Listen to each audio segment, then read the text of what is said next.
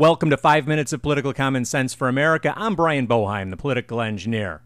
And in the next few minutes, I want to talk about the citizenship rights of Native American Indians. Are Native American Indians illegal immigrants?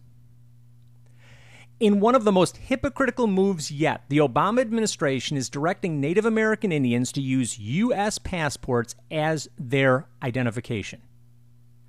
Isn't this odd, since they are suing the state of Arizona for attempting to enforce immigration laws?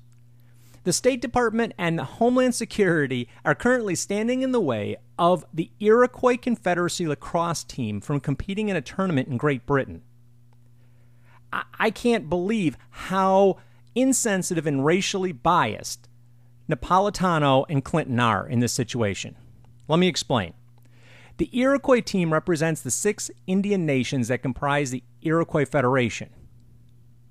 Now, the Federation of International Lacrosse considers them a full member nation, just like the United States or Canada in their competitions. And oh, by the way, the Iroquois Nationals, as they're named, are ranked 4th in the world. It's important to understand that Native American land is considered to be sovereign territory. It's its own nation. They have their own form of passport, which has been accepted in the past. So what's the problem now? Well, on Friday, the British consulate informed the team that it would only issue visas to the team upon receiving assurance from the United States government that the Iroquois players could literally get clearance to travel back into the United States with that documentation. Okay. Doesn't seem too big a deal. They've got their own form of passport. They've got their own form of documentation. The British government's just saying to the United States, are you going to let them back in? Neither the State Department nor the Department of Homeland Security would make that promise. What they did instead was offer to provide the Iroquois players with U.S. passports. Talk about a racial and cultural insult. How dare we offer the people of a sovereign nation our passports? I have a problem on both sides of this.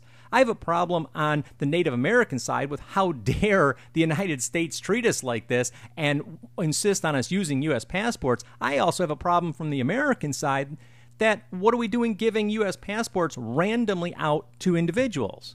This is an outrageous breach of protocol and, in my opinion, constitutional law.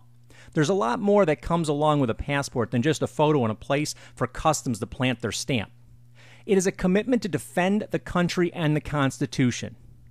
This just shows how little our leadership in Washington thinks of the concept of American citizenship. It also shows how little they think of Native American Indians.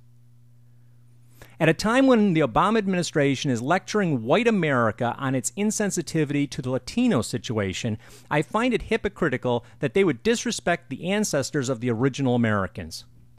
It goes to show that the immigration issue is not about race, but about racism. The problem is that Janet Napolitano, Hillary Clinton, and President Obama, they're the bigots. You've been listening to 5 Minutes of Political Common Sense for America. I'm Brian Boeheim, the political engineer. And if you like what you've heard here, then go out and pick up a copy of my book, Political Common Sense for America. You can find it at Amazon.com. Until next time, be safe out there.